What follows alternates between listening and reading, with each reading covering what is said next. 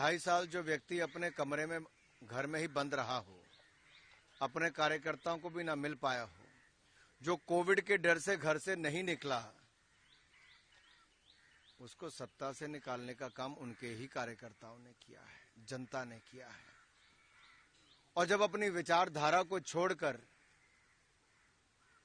उस विचारधारा के साथ जुड़े जिसकी बाला साहब सदा विरोध करते रहे, तो ये दिन तो उनको देखना ही था।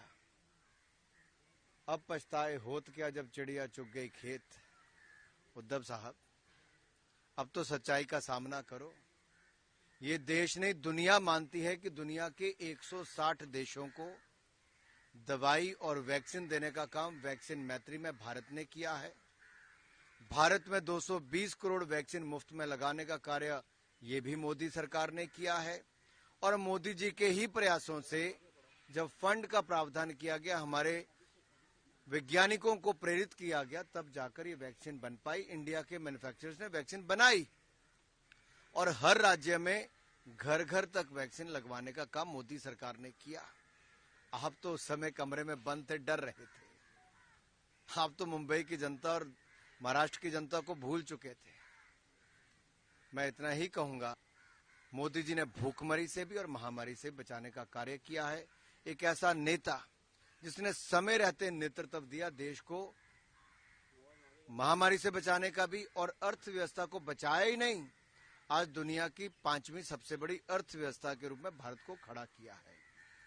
भारत का मान सम्मान जहां दुनिया में बढ़ा, वहीं भारत अपने आप को और जो बाहरी जो हमले होते थे उससे भी सुरक्षित महसूस करता है।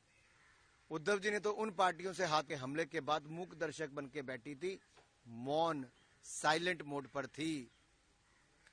मोदी सरकार में सर्जिकल स्ट्राइक होती है। उद्धव जी, आप तो उनसे हाथ मिलाते जो सर्जिकल स्ट्राइक पर सेना के वीर जवानों के ऊपर प्रश्न चिन्ह खड़ा करते हैं। आप तो उनके साथ हाथ मिलाते हो जो भारत के सैनिकों को बुलेट प्रूफ जैकेट 10 साल तक सत्ता में रहकर नहीं दे पाए।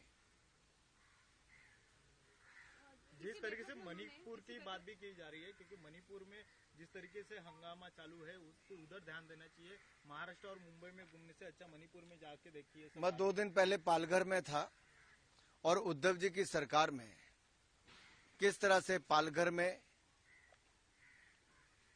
संतों के ऊपर हमले भी हुए, हत्या भी हुई,